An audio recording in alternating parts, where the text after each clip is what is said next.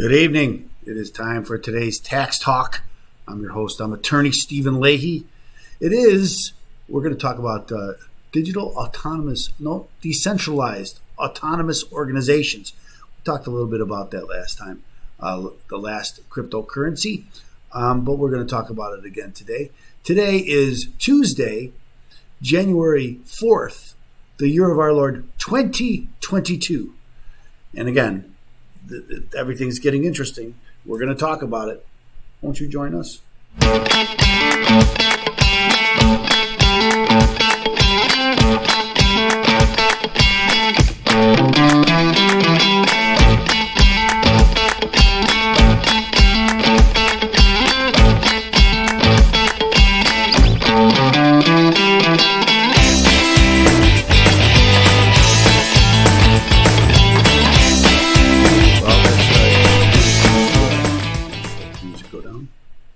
The music has gone down. Again, it's the Decentralized Autonomous Organizations. They're brand new. I talked about it a couple of months ago on the show about Wyoming, who made it legal, and they started some organizations. These decentralized autonomous organizations. What are they, Attorney Leahy? So that's what we're going to talk a little bit about. But first, as is our wont on Crypto Tuesday, we always begin with the markets.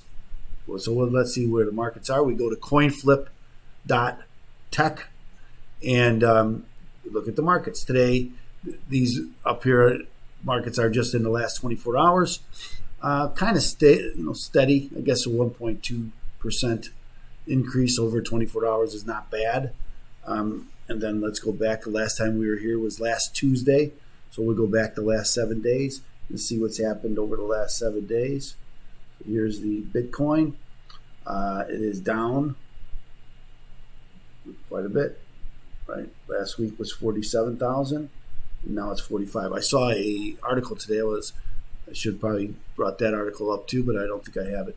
Some people are guessing that it's going to be 100,000 by the end of the year, or at least maybe even into the summer.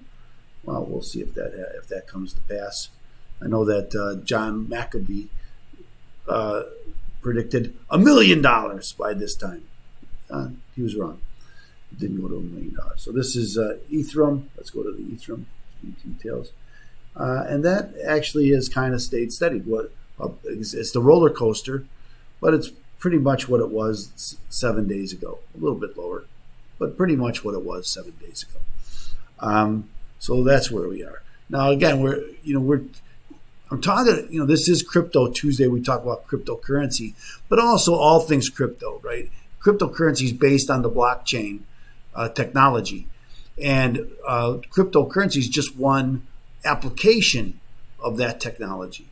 But there's so many more applications. One big difference between Bitcoin and Ethereum is that there is the smart contracts.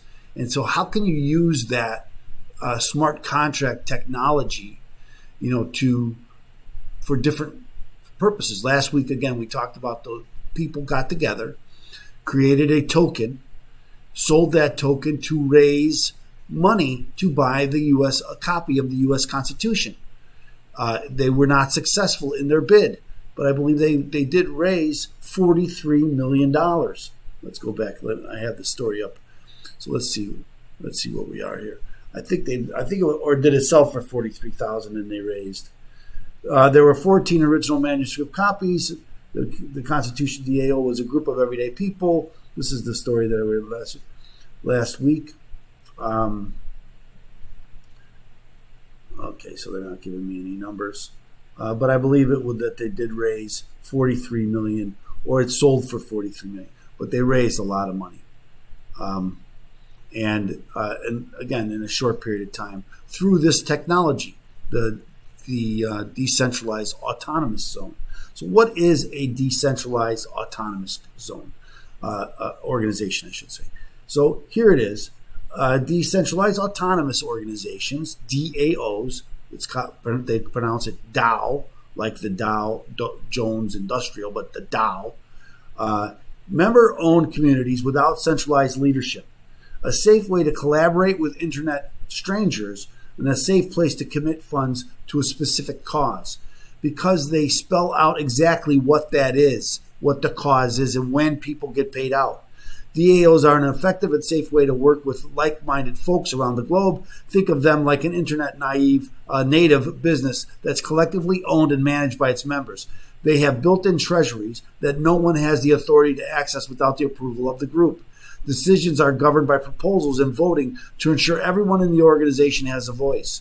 There's no CEO who can authorize spending based on their own whims, and no chance of a dodgy CFO manipulating the books. Everything is out in the open, and the rules around spending are baked into the DAO via its code. Why do we need it? Starting an organization with someone that involves funding and money requires a lot of trust in the people you're working with, but it's hard to trust anybody you've only ever interacted with on the internet. With DAOs, you don't need to trust anyone else in the group, just the DAO's code, which is 100% transparent and verifiable by anyone. This opens up so many new opportunities for global collaboration and coordination. So I'm not going to go into the comparisons of what that is, but what is a decentralized autonomous organization? And, they bring up, the possibilities. And we talked about the Constitution. That was one possibility. But here's another possibility. A hemp farmer is trying to crowdfund a lawsuit on the blockchain. Here's how it could open up litigation funding to the masses. So here's a group of people who there's a lawsuit for hemp. A hemp grower that accused the police of destroying its crop has struggled to raise lawsuit funds. The grower's law firm is launching a GoFundMe-style platform to crowdfund the money, like the Constitution, like that group that raised the Constitution. Everyday investors would be able to earn money based on the outcome of lawsuits. The hemp grower is suing a California county whose deputies it's accused of bulldozing $1 billion worth of its crop. Though the company expects to win the lawsuit, of course they do, litigating isn't cheap. To raise the money needed to keep fighting in court, the group is trying an unusual strategy, crowdfunding. Since last fall, this group is trying to raise funds from the public in exchange for a piece of the eventual recovery. This week it hit a minimum fundraising target when a family office contributed $150,000. Now, here's the thing, though. A lot of times attorneys won't take a case, a contingent case, unless they are pretty sure that they're going to win, right? Because they're going to fund it themselves. And if they're going to fund it, they're going to make sure that it's going to be profitable. So with something like this, you could, and the lawyers aren't working on contingency basis, right? The funders are working on the contingency basis. Now, again, maybe the lawyers are too. I guess it would depend on the agreement. But, to spell that out, those agreements, maybe, there are a lot of funds that have to be spent in litigation that don't go directly to the attorneys, right? They go for depositions and other evidence gathering, and that costs money. And so raising that money is important. But if I'm working on a contingency, again, the probability has to be very high before you get an attorney to take the case. What if I'm not funding it? What if the funds aren't coming from me? Well, I'm more likely as an attorney to take a case that I'm going to get paid for, or if I'd want them to be on the contingency. But there's no money coming out of my pocket as the attorney. It's all coming out of this other group. I don't know what the ethics of this are. There are groups there are groups out there now that fund lawsuits. So this is nothing new. It's not something that hasn't been passed over by ethics groups and attorneys, organizations, and Supreme Courts like ours here in Illinois. Our Supreme Court oversees the ARDC, the Attorney Registration and Discipline Commission, and they would approve of these organizations that fund lawsuits. So this is one way to do this through the DAOs. Here's another one. This one's also very interesting.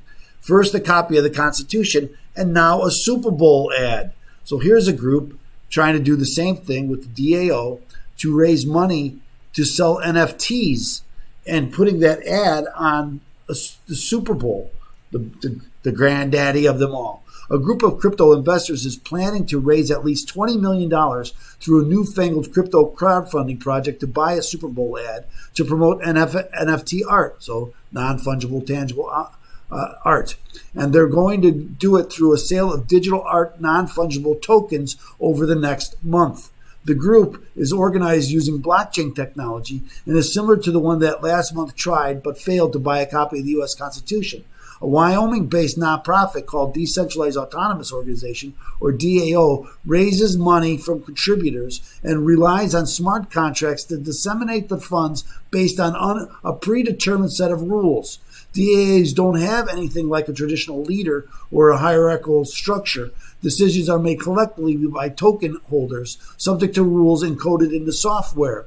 As Max Reed pointed out earlier this year, DAOs are essentially group chats tied to a big pile of money.